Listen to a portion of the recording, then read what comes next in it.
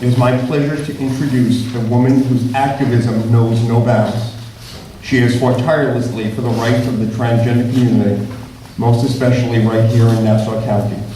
Please join me in welcoming the phenomenal Joanne Borden.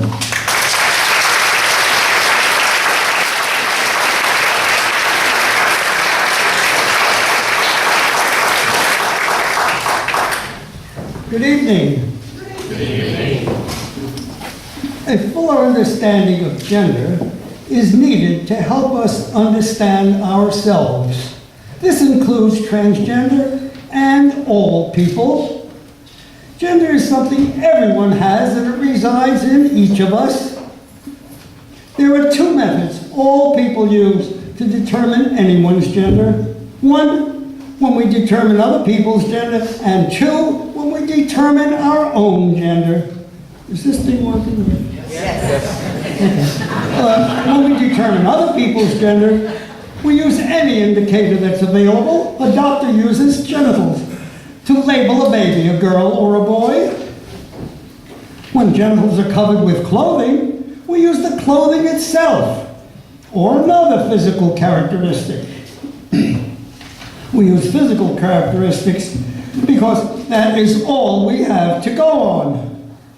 When we determine our own gender, we use a different benchmark. We use what we feel we are. When we were young and first became aware of a difference between boys and girls, we didn't pick a gender. We knew our gender intuitively from somewhere deep inside us. It was automatic. My friend Alice labeled the boy at birth, recalled kindergarten when the teacher said the girls line up here and the boys line up over there. Well, Alice lined up here with the girls.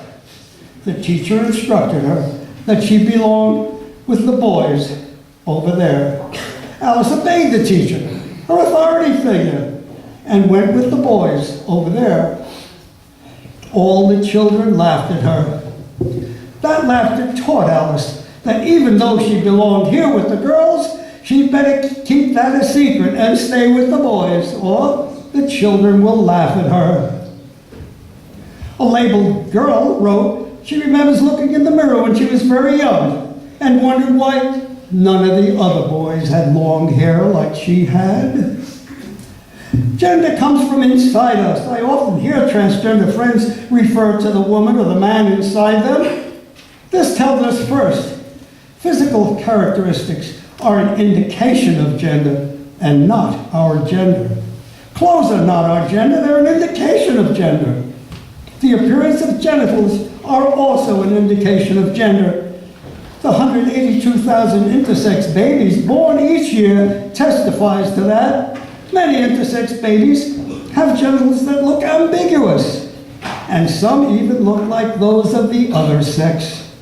Many intersex and transgender babies are mislabeled at birth because their gender indicators were not correct. We use indications of gender because we can't see inside a person where their gender resides. The second thing is, gender is permanently engraved in our minds. Some transgender people try to hide their true gender, but it continually fights to be expressed like an instinct, like salmon fighting against strong currents to swim upstream to their spawning place. You know, it's curious. People like different things. I often hear people say, "We ate that last night. Tonight, let's eat something different." I even hear, "We always go there on vacation. This year, let's go somewhere different." People like different things, so I wonder why our difference makes some people hate us. They point to the Bible's Deuteronomy 22.5 and say we are an abomination. I ask them to believe Samuel 16:7 and John 7:24, who both say that God judges by what is beneath the surface, and that is exactly where everyone's gender resides.